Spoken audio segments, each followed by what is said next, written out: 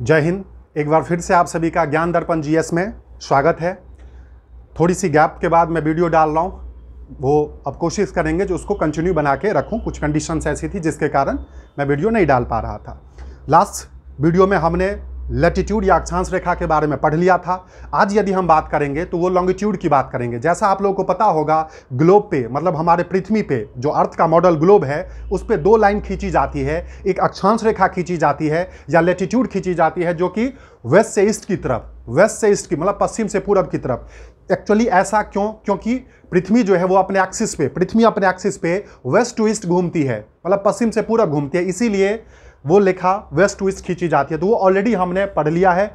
जिसने यदि अभी तक नहीं उसको देखा हो उस वीडियो को, वो प्लीज़ प्लेलिस्ट में जा करके ज्योग्राफी का सेक्शन में आप जो है उन सभी वीडियो को देख सकते हैं और उसके बाद फिर आप इसको देखिए। होप शायद आपको इफेक्टिव लगेगा और किसी भी एग्ज़ाम के लिए ये प्रोबेबल टॉपिक है, ठीक है। तो आप उसको देख लीजिए प्लेलिस्ट में जा करके। अब हम आज की बात करते हैं, तो आज हम लॉन्गिट्यूड या फिर देशांतर रेखा की बात करते हैं।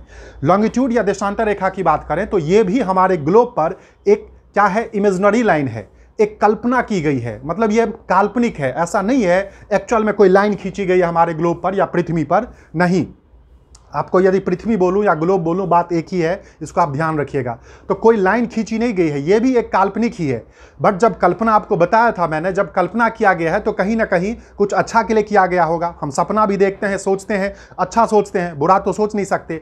तो उसी कंडीशन में वही चीज़ें हैं जो देशांतर की बात करते हैं। देशांतर रेखा यदि बात करें या लॉन्गिट्यूड की बात करते हैं तो इसकी कुछ प्रॉपर्टीज़ हैं, इसके कुछ गुण हैं, ठीक है। इसके ये कितने होते हैं, इसके बीच में दूरियां कितनी होती है और ये क्या है और इसके कारण हमें किस चीज़ का पता चलता है। जैसे कि आपने लास्ट वीडियो में देखा था, जो अक्षांश रेखा के कारण या लैटिट्यूड के कारण हमें किसी भी जगह का क्या पता चलता था, क्लाइमेट और जो है जलवायु और वेदर का पता चलता था, मौसम का पता चलता था। उसी तरह से यहाँ पे हमें देखेंगे जो किसी चीज़ का पता चलता है।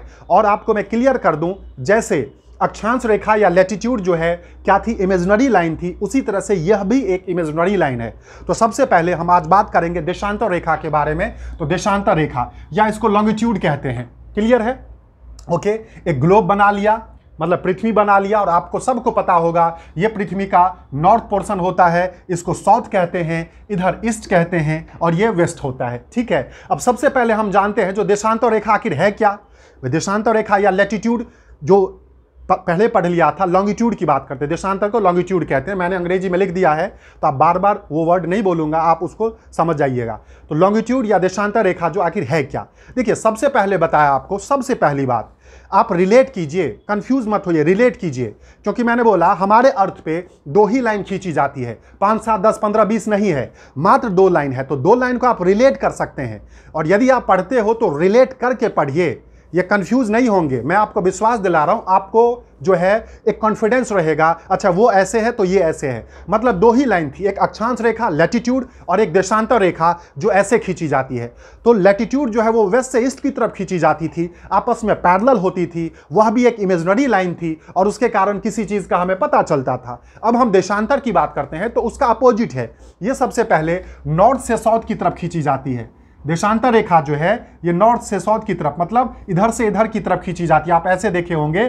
तो सबसे पहली बात ध्यान दीजिएगा, जो देशांतर रेखा, बहुत अच्छे से, देशांतर रेखा या लॉन्गिट्यूड हमेशा नॉर्थ से साउथ की तरफ खींची जाती है। बहुत इंपॉर्टेंट, आप रिलेट करेंगे। लैटिट्यूड जो है याद होगा वेस्ट से ईस्ट की तरफ खींची जाती थी, ऐसे करके आप रिलेट कीजिए, पिछला प्लेलिस्ट में वीडियो जा करके आप देख सकते हैं। मतलब तो बेसिकली देशांतर रेखा जो है वो नॉर्थ से साउथ खींची जाती है। पहली बात क्लियर हो गया। दूसरी बात है, अब आप देखिए, इतना तो आप समझते होंगे, क्या ये आपस में पैरेलल है? नहीं, ये सारी की सारी लाइन किसी एक जगह पे जाके मिल जाती है और वो कौन सा जगह आपको पता होगा। इस एरिया को हम क्या कहते हैं? पोल कहते हैं।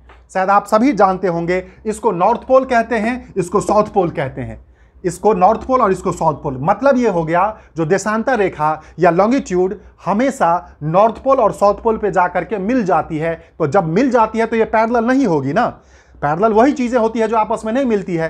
तो दूसरा देखिए, यह जो है आपस में समानांतर नहीं होती है। ध्यान देना, समानांतर अंग्रेजी वाले पैरेलल बोलते हैं, तो ये आपस में जो है ये क्या है, पैरेलल नहीं होती है। दूसरी बातें आपको ये भी बताया, यह भी एक काल्पनिक है या इमेजिनरी लाइन है, तो यह एक काल्पनिक रेखा है। तो 3 चीजें हो गई इसकी, ओके। तो इमेजिनरी लाइन है या कल्पना की गई है, ठीक है। अब यदि बात करते हैं तो इससे हमें, अब इसका भी पता होना चाहिए भाई, इससे हमें किस चीज का पता चलता है, तो इससे हमें किसी भी जगह की दिशा और समय का पता चलता है। गौर कीजिए, दिशा मतलब डायरेक्शन और समय मतलब टाइम का पता चलता है।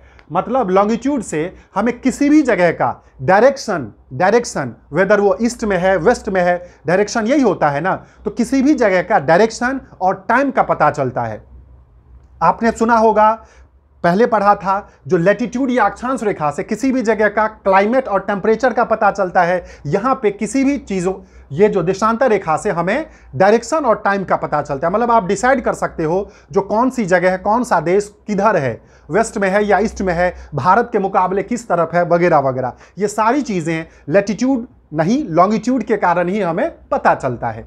तो आप 4 चीजें, सबसे पहले आपने क्या देखा, देशांतर रेखा की यदि हम बात करते हैं, देशांतर रेखा, तो सबसे पहली बात, देशांतर रेखा हमेशा नॉर्थ से साउथ की तरफ खींची जाती है। गौर कीजिए, नॉर्थ से साउथ की तरफ खींची जाती है, क्लियर है। यह एक काल्पनिक रेखा है, मतलब ये एक इमेजिनरी लाइन है। तीसरी बात है, यह आपस में समांतर नहीं होती है, मतलब ये पैरेलल नहीं है, क्योंकि ये लाइन लॉन्गिट्यूड जो है वो हमेशा पोल पे आके मिलती है। आप देखिए, इसको आप और अच्छे से ड्राइंग कर सकते हैं। ये सारी की सारी लाइनें जो हैं ये पोल पे मिलती है, ठीक है। इसीलिए जब ये पोल पे मिलती है तो आपस में पैरेलल नहीं है। दूसरी बात है, इससे हमें किसी भी जगह की दिशा बोले तो डायरेक्शन और समय बोले तो टाइम, मतलब किसी भी जगह का डायरेक्शन और टाइम का हमें इससे पता चलता है। तो ये 4 चीजें डेफिनेशन हो गई, और ऐसा ही डेफिनेशन मैंने लैटिट्यूड या अक्षांश रेखा का कहा था, तो वो भी आप देख करके रिलेट करके याद रखिए। आप विश्वास करें, रिलेट करके याद रखोगे तो आप कंफ्यूज नहीं होंगे। आपने इसको अलग से याद किया, उसको अलग से याद किया, तो आप डेफिनेट कंफ्यूज होंगे। बाकी आप देख लीजिए कैसे करेंगे। अब बात करते हैं आगे चीजें, जो क्या होता है, गौर करें, सभी देशांतर रेखा की लंबाई हमेशा समान होती है। आपको याद होगा लैटिट्यूड में मैंने क्या कहा था, सोचिए, ये ऐसे खींची जाती थी, तो मान लो यहां सबसे लंबी होती थी, इधर छोटी, जैसे जैसे ऊपर जाएंगे वो छोटी होती जाती थी, सीधी सी बातें हैं। बट यहां नहीं है, यहां सारी लाइनें तो ऐसी खींची जाती है ना, और ये आपस में मिलती है। इसीलिए यही है जो सभी देशांतर रेखा की लंबाई, लेंथ जो है वो हमेशा समान होती है। बहुत इंटरेस्टिंग बात है, लैटिट्यूड या अक्षांश रेखा में सबकी लंबाई अलग अलग होती थी। क्यों? क्योंकि वो ऐसे खींची जाती थी। तो मान लीजिए यहाँ पे छोटा एरिया है तो लाइन छोटी होगी, बट ये ऐसे खींची जाती है तो सबकी लाइन जो है वो क्या है, बराबर है। तो एक चीज आपने क्या समझा, जो लॉन्गिट्यूड या देशांतर रेखा में हमेशा सबकी लाइनें जो हैं वो क्या होती है, बराबर होती है। बट एक चीज ध्यान रखना है, वही इनके बीच की दूरी, गौर कीजिए, इनके बीच की दूरी की बात कर रहे हैं। आप गौर करो, यदि आप देखोगे यहाँ है, देखिए ये गौर करेंगे, ये सटते जा रहे, किसी का, इसका ले लीजिए, जैसे पोल की तरफ जा रहे हैं तो ये चिपकता जा रहे हैं। आप यहां भी देख सकते हैं, आपको पता है ये नॉर्थ पोल कहते हैं, इसको साउथ पोल कहते हैं। अंग्रेजी में नॉर्थ पोल, हिंदी में उत्तरी ध्रुव, और इसको साउथ पोल या दक्षिणी ध्रुव। तो मतलब देशांतर रेखा की जो गैप है वो पोल की तरफ हमेशा कम होती है, हमेशा, और अल्टीमेटली जाकर के मिल जाती है। तो वही बताया गया है, जो इनके बीच की हमेशा जो है दूरी जो है वो ध्रुवों की तरफ घटती जाती है, ध्रुवों की तरफ, पोल की तरफ घटती है और ध्रुवों पर शून्य हो जाती है। ऑब्वियस ही बातें हैं, जब आप कहीं किसी, मान लो 2 व्यक्ति हैं, उनके बीच की दूरी है, और जब वो आपस में मिल जाते हैं, जब एक साथ आ जाते हैं, तो फिर वो 0 हो गया ना, मतलब वहाँ डिस्टेंस 0 हो गया। वही चीज़ें हैं, ये 2 लाइन हैं, मान लीजिए यहाँ डिस्टेंस ज़्यादा है, गैप ज़्यादा है, होते होते इधर कम होता जा रहा है, और यहाँ आते आते आप देख रहे हैं जो ये क्या हो जाता है, बेसिकली मिल ही जाता है। उस कंडीशन में क्या होगा, उस कंडीशन में यदि बात करेंगे तो ये 0 हो जाएगा। तो यह ध्रुवों की तरफ घटती जाती है और ध्रुवों पर शून्य हो जाती है, जहाँ सभी रेखा आपस में मिलती हैं। तो ये बहुत इंटरेस्टिंग बातें हैं, जो सभी देशांतर रेखा की लंबाई, लेंथ जो है वो इक्वल होती है। रेस्पेक्टली यदि लैटिट्यूड की बात करते हैं तो वहां पे लेंथ इक्वल नहीं थी, यहां पे सबकी लेंथ इक्वल होती है। बट जब डिस्टेंस की बात करते हैं, गैप की बात करते हैं, तो जैसे जैसे ये पोल की तरफ बढ़ते जाते हैं, तो उस हिसाब से पोल की तरफ इनकी गैप जो है वो कम हो जाता है। क्यों? क्योंकि पोल पे जाकर के ये सारी की सारी लॉन्गिट्यूड आपस में मिल जाती है। तो ये आप बहुत अच्छे से समझ लेना। सबसे पहले फिर एक बार रिकॉल करा देता हूं, जो देशांतर रेखा हमेशा नॉर्थ से साउथ की तरफ खींची जाती है, नॉर्थ से साउथ की तरफ खींची जाती है, यह एक काल्पनिक रेखा या इमेजिनरी लाइन है, बताया था, ठीक है। यह आपस में समानांतर नहीं होती, क्यों? क्योंकि अभी बताया जो ये नॉर्थ पोल पे और साउथ पोल पे आकर के क्या हो जाती है, मिल जाती है। दूसरी बात है, इससे हमें किसी भी जगह की दिशा और समय का पता चलता है। मतलब किसी भी जगह का डायरेक्शन और टाइम की बात करते हैं तो वो हमें इससे पता चलता है, ठीक है। किससे? लॉन्गिट्यूड या देशांतर रेखा से। दूसरी बात है, क्या बताया, जो चूंकि ये ऐसे खींची जाती है तो इसकी लंबाई जो है, लेंथ हमेशा समान होती है। क्वेश्चन आएगा, क्या देशांतर रेखा के लेंथ हमेशा इक्वल होते हैं? डेफिनेटली इक्वल होते हैं। दूसरी बात है, इनके बीच की गैप क्या हमेशा समान रहता है? नहीं, इनके बीच का गैप जो है वो ध्रुव के पास, इक्वेटर के पास ज्यादा होता, इक्वेटर के पास मतलब विषुवत रेखा के पास ज्यादा होता है। और जैसे हम पोल की तरफ बढ़ते हैं, आप देखिए ना, ऊपर की तरफ बढ़ेंगे तो ये चिपकता जा रहे, नीचे की तरफ आएंगे पोल की तरफ तो चिपकता जा रहे, मतलब पोल की तरफ जाएंगे तो ये आपस में चिपक करके और एक पॉइंट पे ये मिल जाती है और वहां उसकी डिस्टेंस खत्म हो जाती है, 0 हो जाती है। तो वही है, सभी देशांतर रेखा की लंबाई हमेशा समान होती है। वहीं इनके बीच की दूरी ध्रुवों की तरफ घटती जाती है और ध्रुवों पर शून्य हो जाती है, जहां सभी रेखा आपस में मिलती हैं। तो इसको आप अच्छे से देख लीजिएगा। अब बात करते हैं, याद कीजिए आपको क्या बताया था, जब हम लैटिट्यूड पढ़ रहे थे तो लैटिट्यूड में ये जो बीच वाली जो लाइन थी, बिल्कुल बीच वाली, जो पृथ्वी को 2 इक्वल पार्ट में डिवाइड करती थी, ऊपर वाले को नॉर्दर्न हेमिस्फीयर, नीचे वाले को सदर्न हेमिस्फीयर, उसको क्या कहते थे? बोलो, इक्वेटर कहते थे। यहाँ वही चीज़ें हैं। ये जो यहाँ भी एक जो लॉन्गिट्यूड है ये बिल्कुल बीचों बीच खींची जाती है। जो आपका क्या लिखा मैंने यहाँ पे 0 डिग्री, गौर कीजिए, और यहाँ पे लिखा है 0 डिग्री देशांतर को प्रमुख यामोत्तर, हिंदी में गौर कीजिए, 0 डिग्री देशांतर को प्रमुख यामोत्तर या अंग्रेजी में प्राइम मेरिडियन कहते हैं। प्राइम मेरिडियन, प्रमुख यामोत्तर या प्राइम मेरिडियन कहते हैं। तो जैसे वहाँ 0 डिग्री लैटिट्यूड या अक्षांश रेखा को हम इक्वेटर या विषुवत रेखा या भूमध्य रेखा कहते थे, उसी तरह से यहाँ पे 0 डिग्री लॉन्गिट्यूड को या 0 डिग्री देशांतर रेखा को हम प्रमुख यामोत्तर या प्राइम मेरिडियन कहते हैं। साथ साथ वही इसे ग्रीनविच भी कहते हैं, ग्रीनविच लाइन भी कहते हैं। ग्रीनविच आपने सुना होगा, इसको ग्रीनविच लाइन भी कहते हैं। क्योंकि रीजन है, इसको छोड़िए, मैं पहले इसको समझाता हूं, आखिर इसको ग्रीनविच लाइन क्यों कहते हैं। क्योंकि ये लाइन जो है ये लंदन में, ग्रीनविच एक जगह है, वहां पे लाइब्रेरी पाठशाला है, वहां से होकर के गुजरती है। अब आप कहोगे सर आप क्या कह रहे हो, ये लाइब्रेरी से कैसे गुजरेगी? अरे भैया, ये जो रेखा है ये दीवार थोड़ी है, ये तो इमेजिनरी है। इसको मेरे शरीर के बीचों बीच से भी गुजार दो, कहीं से गुजार दीजिए, आपकी मर्जी है। छत से गुजारो, पंखा से गुजारो, कूलर से गुजारो, कहीं से गुजार सकते हो आप। क्यों? क्योंकि बेसिकली ये एक माना हुआ है, इमेजिनरी है।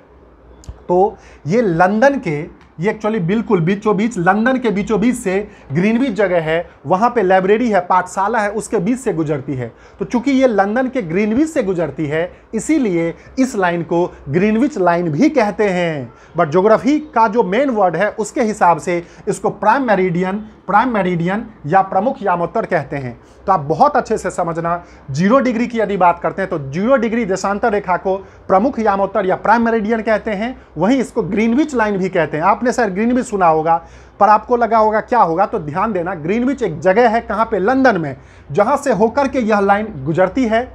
क्योंकि इमेजिन किया गया है, मैंने बोला यहां से भी आप गुजार लीजिए, इमेजिन है, तो ये बेसिकली वहां से गुजरती है, इसीलिए इसको ग्रीनविच लाइन भी कहते हैं। तो कहीं रहेगा ग्रीनविच लाइन क्या होता है, तो 0 डिग्री लॉन्गिट्यूड को ग्रीनविच लाइन कहते हैं, या प्रमुख यामोत्तर को और किस नाम से जाना जाता है, तो ग्रीनविच क्यों जाना जाता है? क्योंकि भैया ये लंदन के ग्रीनविच के लाइब्रेरी से गुजरती है, पास होती है, इसीलिए इसको ग्रीनविच लाइन भी कहते हैं। ओके, ये बातें हो गई। अब आपको ध्यान देना है, क्या देना है? अब देखिए, ये जो प्राइम मेरिडियन है ये बेसिकली 2 भाग में डिवाइड करती है, मतलब पूरी की पूरी पृथ्वी को 2 इक्वल पार्ट में डिवाइड करती है, एज लाइक एज इक्वेटर भी 2 पार्ट में डिवाइड करती थी। फर्क ये था, इक्वेटर नॉर्दर्न और सदर्न में डिवाइड करती थी भैया, ये जो है ईस्टर्न और वेस्टर्न में डिवाइड करती है। मतलब गौर कीजिए, ये इधर जो बीचों बीच है, इससे इधर वाला जो पोर्शन है इसको हम पूर्वी गोलार्ध कहते हैं। मैं ऐसे लिख देता हूं, इसको बेसिकली क्या कहते हैं, पूर्वी गोलार्ध कहते हैं। ठीक है, पूर्वी गोलार्ध, या इसको ईस्टर्न हेमिस्फीयर कहेंगे अंग्रेजी वाले।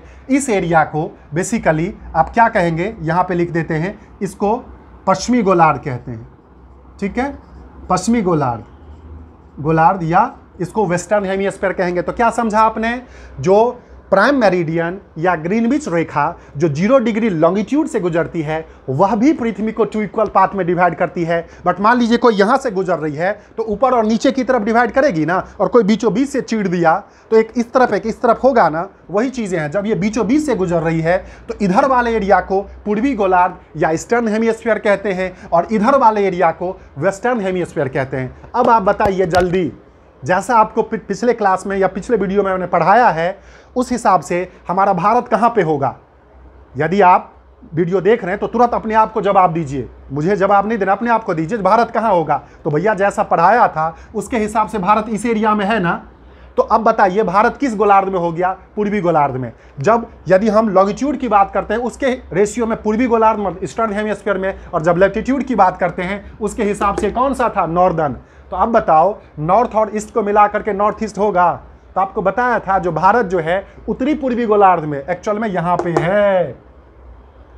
मतलब भारत के हिसाब से वेस्ट का कोई रोल नहीं है, भारत के हिसाब से साउथ का कोई रोल नहीं है, ठीक है। तो ये बहुत अच्छे से समझना, जो 0 डिग्री जो है उसका भी नाम है, उसको हम प्राइम मेरिडियन कहते हैं। साथ साथ चूंकि वो लंदन के ग्रीनविच के लाइब्रेरी से गुजरती है इसलिए उसको ग्रीनविच लाइन भी कहते हैं। यह भी इक्वेटर की तरह ही पृथ्वी को 2 इक्वल पार्ट में डिवाइड करती है। इससे इधर वाला जो पोर्शन है इसको पूर्वी गोलार्ध या अंग्रेजी वाले ईस्टर्न हेमिस्फीयर कहते हैं, लिख लीजिएगा ईस्टर्न हेमिस्फीयर। वहीं पे इधर वाले एरिया को वेस्टर्न हेमिस्फीयर या पश्चिमी गोलार्ध कहते हैं। इस हिसाब से भारत की यदि बात करें तो भारत इस एरिया में है, मतलब वो ईस्टर्न हेमिस्फीयर में है। क्लियर है, कोई कंफ्यूजन नहीं। अब बात करते हैं, सोचिए, एक तो ये भी हो गया। अब एक बात होता है जो टोटल देशांतर कितनी है, तो देशांतर रेखा कुल 360 होती है। फिर मैं आपको वहां पे ले जा रहा हूं, मैं बार बार कह रहा हूं, मैं कंफ्यूज नहीं करा रहा हूं, ये याद करने के तरीके होते हैं। बताइए अक्षांश रेखा टोटल कितने थे, आप अपने में बोलिए कितना, 181 था टोटल, बताया था ना, 90 नीचे 90 ऊपर और बीच वाला 0, तो 181 हो गया। ये जो टोटल है ये 360 है, 360 है। क्यों, क्योंकि पूरा का पूरा गोल है। इसके हिसाब से जैसे देखो, थोड़ा समझने की कोशिश करना, ये 0 डिग्री है तो इसके बाद आपको बता दूं 1 degree 2 degree 3 degree 4 degree 5 degree 7 degree 8 degree 50 60 90 80 100 170 175 176 मतलब सारे डिग्री हैं। और तो आप कहोगे जो फिर यहाँ भी भैया 0 डिग्री हो गया, इससे इधर 180 डिग्री और इससे इधर 180 डिग्री। जी हाँ बिल्कुल, आपको मैं बताना चाहूँगा ये जो ईस्ट है ना, ये जो ईस्ट है इसको 180 डिग्री, अच्छे से समझना, 180 डिग्री ईस्ट कहते हैं और इसको 180 डिग्री वेस्ट कहते हैं, ठीक है। 180 डिग्री ईस्ट और 180 डिग्री वेस्ट कहते हैं। मतलब क्या हो गया, पूरी की पूरी जो हमारी, मान लीजिए एक हम संतरा ले लेंगे या सेब ले लीजिए, बड़ा सा सेब, वो पूरा गोल जो है वो कितना 360 डिग्री हो गया, कोई कंफ्यूजन नहीं। अब मान लीजिए उस सेब पे बीचों बीच आप लाइए तो 0 डिग्री होगा, उसके बाद 1 डिग्री 2 डिग्री 3 4 5 करते करते, तो अब जब बीचों बीच से पता है वो 0 डिग्री है, उससे इधर वाले को ईस्टर्न कहते हैं, इससे इधर वाले को वेस्टर्न कहते हैं, तो उस हिसाब से होगा ना। तो इससे इधर जो भी लाइन होगी, चाहे वो 1 डिग्री हो 5 डिग्री हो 50 हो या 100 हो या 150 हो, वो सारे क्या होगा, ईस्ट कहलाएगा। यही तो डायरेक्शन का पता चलता है। इससे इधर वाले सारे के सारे जो कहलाएंगे, जो लॉन्गिट्यूड ईस्ट कहलाएंगे, और इससे इधर वाले जो कहलाएंगे, चूंकि ये वेस्ट में है तो सारे लॉन्गिट्यूड वेस्ट कहलाएंगे, चाहे वो 5 डिग्री का हो, चाहे वो 50 डिग्री का हो, चाहे वो 150 डिग्री का हो। क्लियर है। अब क्या होता है, इसमें एक बड़ी इंटरेस्टिंग बातें हैं। जो लॉन्गिट्यूड का मैं यहाँ पे लिख रहा हूँ, आप होप समझ रहे होंगे, दिख रहा होगा, लॉन्गिट्यूड का 180 डिग्री ईस्ट और 180 डिग्री वेस्ट, समझना, ये दोनों एक ही लाइन से गुजरती है। क्योंकि यहां भी ये 361 होता, आप बिल्कुल कह सकते हैं, जो 180 डिग्री इससे इधर 180 डिग्री, मान लीजिए सेब को बीचों बीच काट दिया आपने, 360 है ना, तो बीचों बीच काटा तो ऐसे पोर्शन 180 डिग्री हो गया, ऐसे 180 डिग्री हो गया, नो डाउट। बीच में 0 डिग्री है तो मतलब 180 360 और एक 361। बट यहाँ पे पेच है, क्या पेच है, तो 0 डिग्री तो हो गया, उससे इधर पूरा हम जाएंगे ईस्ट की तरफ, तो भाई 1 2 3 4 होते होते 180 पे जाएंगे, और इधर से जब जाएंगे 1 2 3 4 वेस्ट से होते होते 180 पे जाएंगे। तो क्या होता है, 180 डिग्री ईस्ट और 180 डिग्री वेस्ट लॉन्गिट्यूड जो है वो एक ही लाइन से गुजरती है। इसीलिए ये टोटल 360 ही होता है, इसीलिए ये 360 होते हैं। यदि आप नहीं समझ पा रहे हैं तो समझिए। मान लीजिए एक सेब लीजिए, सपोज चाकू लीजिए, मारना नहीं है किसी को, उससे सेब काटना है। आप मान लीजिए सबसे पहले बीच से काटिए 0 डिग्री, ठीक है। उसके बाद और पतला सा, अब वहाँ से एक राइट में काटते जाइए और एक एक फाँक, और एक एक फाँक आप लेफ्ट से काटते जाइए। तो जैसे 0 डिग्री आपने बीच से काटा, उसके बाद एक फाँक इधर से काटोगे, एक इधर से काटोगे, एक इधर से काटोगे, एक इधर से काटोगे, एक इधर से काटोगे, एक इधर से काटोगे, और होते होते होते आप लोग समझते होंगे, होते होते आप फाइनल एक पे पहुंच जाओगे जहां से आप काटोगे। या तो आप इधर से काट लो या इधर से काट लो, क्योंकि एक ही हो जाता है, लास्ट वाला जो फाँक है वो एक ही हो जाएगा, मतलब वही हो गई। या फिर आप संतरा का ले लीजिए, मतलब संतरा को वो भी राउंड है, बीच से एक फाँक उसका निकाल लीजिए, उसके बाद आप एक एक करके निकालिए, एक इधर से निकाल लीजिए, एक इधर से निकाल लीजिए, एक इधर से निकालिए, एक इधर से निकालिए, मतलब राइट और लेफ्ट से निकालिए। होते होते लास्ट वाला जो है, चाहे अब जहाँ होगा वो एक ही तो बचेगा ना, वही चीज़ें हैं। टोटल में ये 360 डिग्री है, बट बीच से 0 डिग्री हो गया, तो इससे इधर 180, टोटल 1 2 3 4 करके, और इससे इधर 180, बट जो 180 डिग्री इधर से जाएगा तो ईस्ट और इधर से आएगा तो वेस्ट, ये दोनों एक ही लाइन पे होती है। इसीलिए टोटल नंबर ऑफ जो देशांतर हैं वो 360 होते हैं। तो आपने क्या समझा, जो कुल देशांतर रेखा कितने होते हैं, तो 360 होते हैं।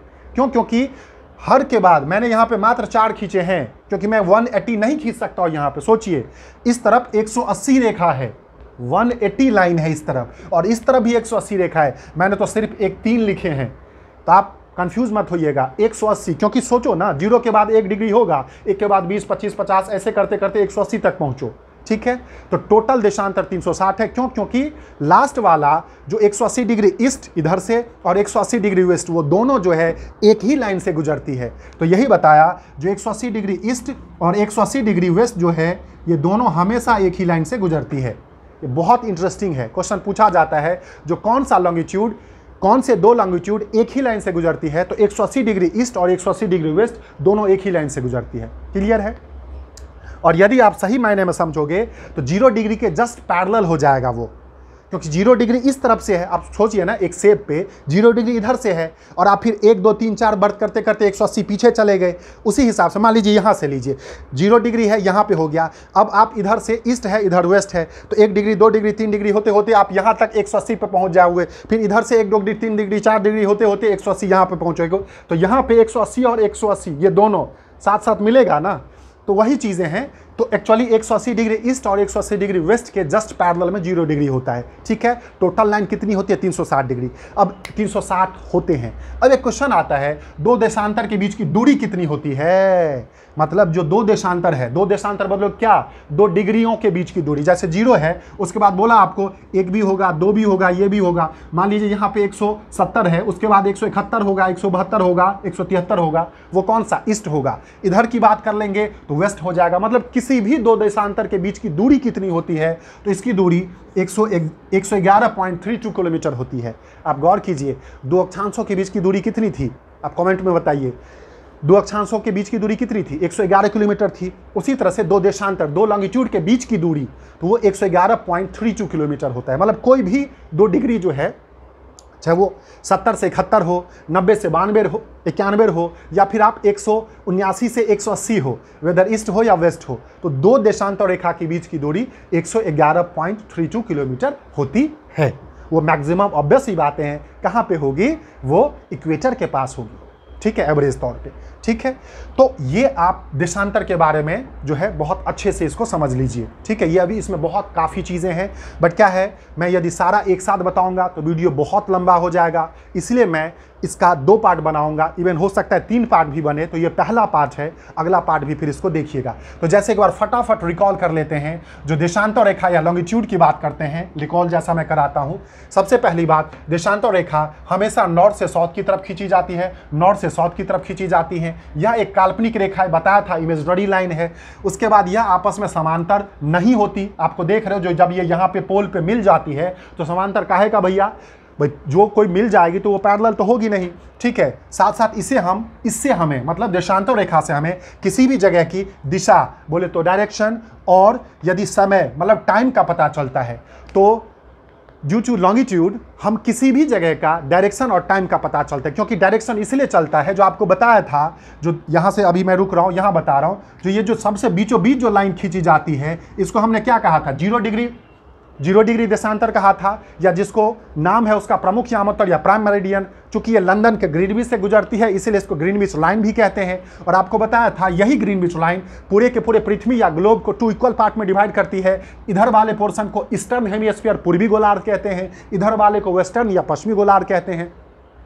तो अब आप बताइए, यदि सपोज कोई कंट्री इस एरिया में है सपोज, तो किस एरिया में होगा, क्या आप कहोगे, वो ईस्ट में है या वेस्ट में है? जवाब दो अपने आप में, वो ईस्ट में होगा। और कोई कंट्री इस एरिया में है तो कहां पे होगा, वेस्ट में होगा। तो बताइए, मोटे मोटे तौर पे डायरेक्शन का पता चला आपको। इसीलिए आपको पता है, अमेरिका की बात करते हैं, यूरोप की बात करते हैं, उन सब को ये चूंकि इससे इधर है, इसीलिए उनको हम पश्चिमी देश कहते हैं, वेस्टर्न कंट्री कहते हैं। और इस इधर वाले हम लोग जो है वो ईस्ट में है। इवन हमसे ज़्यादा और जो आखिर ईस्ट में कंट्रियां हैं, जैसे इंडोनेशिया की बात करते हैं, आपने सुना होगा कंबोडिया की बातें होती हैं, या जापान की बातें होती है, चीन की बातें होती हैं, वो सारे ईस्ट में है।